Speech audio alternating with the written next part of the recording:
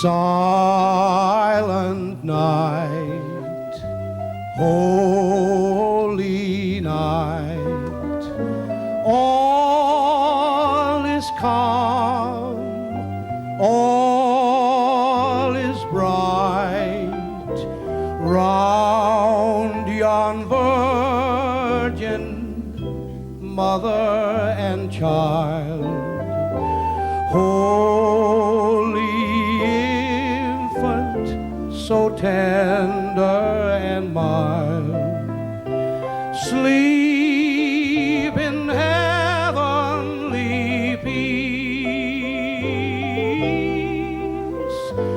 sleep in heavenly peace. Silent night, holy night, all is calm, all is bright, round yon virgin, mother and child, holy infant, so tender and mild, sleep in heavenly peace, sleep in heavenly peace, sleep in heavenly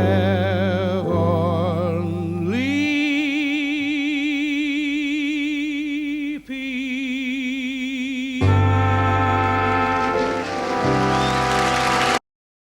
And all my family, thanks for turning up today.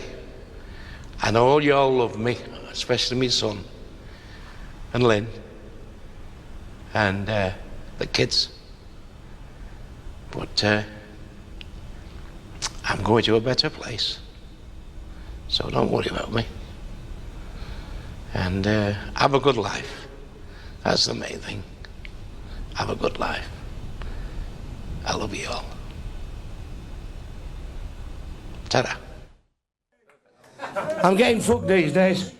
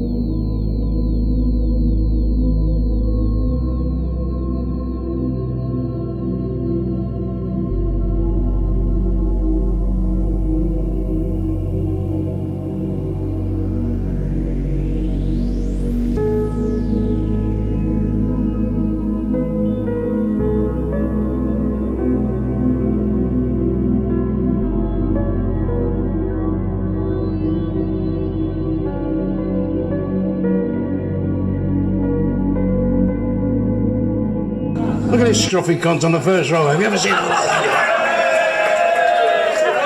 You make a good tramp if you smarten your fucking self up a bit. Where you from, this old fella here? Are you gonna... Uncle fucking Remus here. Uncle Fester. Them see-through wigs are very nice. Are they expensive? Fucking hell. If I had a head like that, I'd have it circumcised. What's your job? What do you do? I'm a painter. A painter? What do you paint? Anything. Anything? You want to paint some fucking hairs on your head? Want to see Pavarotti last week? What a miserable cunt. He don't like you joining in, does he? There's two Jews walking through Glasgow and a big gang of these skinheads come walking towards him. He said, look at these bastards here, Morris, we're going to get mugged here. He said, I think we are. I said, I'm fucking sure we are. Anyway, here's that 600 quid I owe you.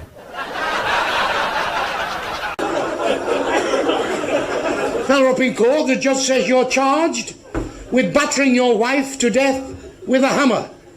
And a voice at the back of the court shouted, you fucking shithouse. And they all went quiet, you know. He says, you're also charged with battering your daughter to death with a hammer. And a voice at the back of the court shouted, you lousy bastard. The judge said, well, this can't go on. He says, come here. He says, I can understand you've been a bit upset about this case, but any more outbursts like this, I shall charge you with contempt. Now, what's the idea? He said, well, I lived next door to this bastard for over 20 years, he said. Every time I asked to borrow a hammer, he said he hadn't fucking got one.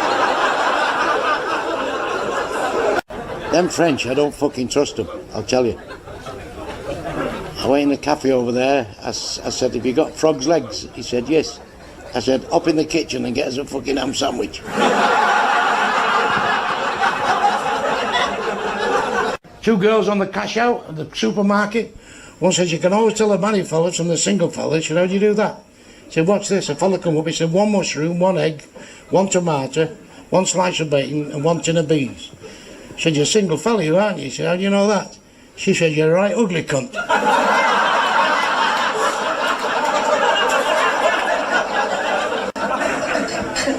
Well, I joined the Foreign Legions, you know. How do you get a fuck out here, all this fucking sand like this? He said, the camel, he said, shed number 6, I'll boot you in for 2 o'clock tomorrow afternoon. He opened the shed door, this fella got stuck right up his camel, give it a right fucking. The sergeant said, you dirty bastard, why don't you ride into town like the rest of the fucking lads?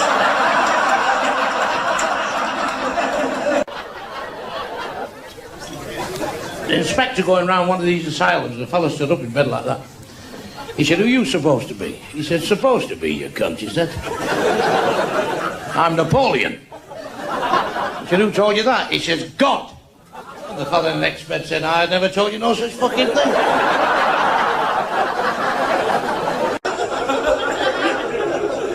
Fellow walked in a pub with a crocodile, the landlord said, get it out. He said, it does tricks. He says, tricks, you balmy bastard. Get that crocodile out of here. And now, move with the crocodile.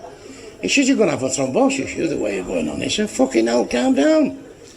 Not seen the trick yet, have you? Watch this. Opens the crocodile's mouth like that. Put his prick in its mouth like that. Got a bit of wood out of his back pocket and bang, right across the head. And the crocodile went, fucking hell, he said. You've got some bottles to go out like that. He said, I told you it was good, he said. All that fucking screaming and shouting. Anybody in this pub like to try it for 50 quid? This little old woman says, I'll try it, she said, but don't hit me on the fucking head as I did that.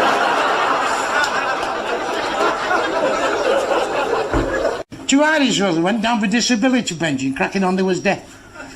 The first one went in, he says, shut the door behind you. He says, right. He says, fuck off. He says, you're not fucking deaf, I've just asked you to shut the door. He shouted right and shut the door. Out! Get out! On his way out, he said to his mate, don't shut that fucking door. He's trying to trick you. His mate went in, he said, shut the door behind you. He said, shut it your fucking self. Yeah, go ahead. You're right. There we go. Thank you so much. One down here, practice. One down there. Straight ahead for the Daily Mail, please. Everybody down there. Bobby. This one, please, Roy. This way, please. We're not going on because Roy's the next. Oh, hey.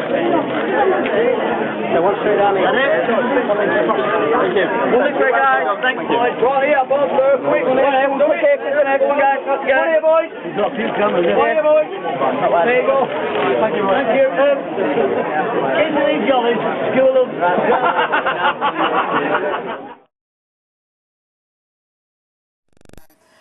Now, there was laughter and a few tears as some of Britain's best-loved entertainers said their farewells to Bernard Manning this afternoon. Stuart Flinders reports now from Bernard Manning's wake at the Embassy Club, where the controversial comedian trod the boards for decades. Shortly before his death, Bernard Manning was asked, did he want to be buried or cremated? His answer surprised me. For the record, he was cremated. He said he didn't want his funeral to be a miserable affair, and it wasn't. A final round of applause for a great entertainer. The fans who used to come to laugh at him at his Embassy Club were there today to say goodbye. Fellow comics were waiting at BLACKLEY Crematorium. What's your own role in proceedings today? I don't really know at the moment. Probably trying to interrupt Frank Carson and heckle him. Bernard's son, also called Bernard, helped carry his father's coffin into the chapel. Inside there were hymns and speeches, a defence of Bernard's controversial brand of comedy, a eulogy from fellow comedian Frank Carson. I spoke to him a couple of weeks before he died in hospital. He didn't even spare the nurses. He said they have me on medication here and they've changed it to iron tablets. He said they're bloody awful. He said every morning waking up and facing north.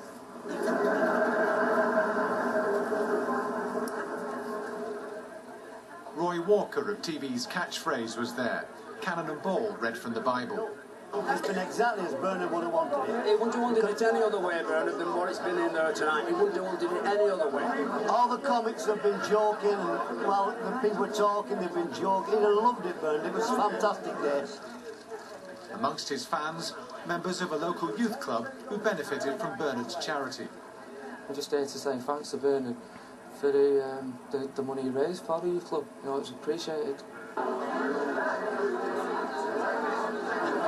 Tonight, a wake at Bernard's Embassy Club, a chance to swap stories and tell jokes, but probably not as well as Bernard did. I bet you're happy about this lot, aren't you now? The mouth has gone.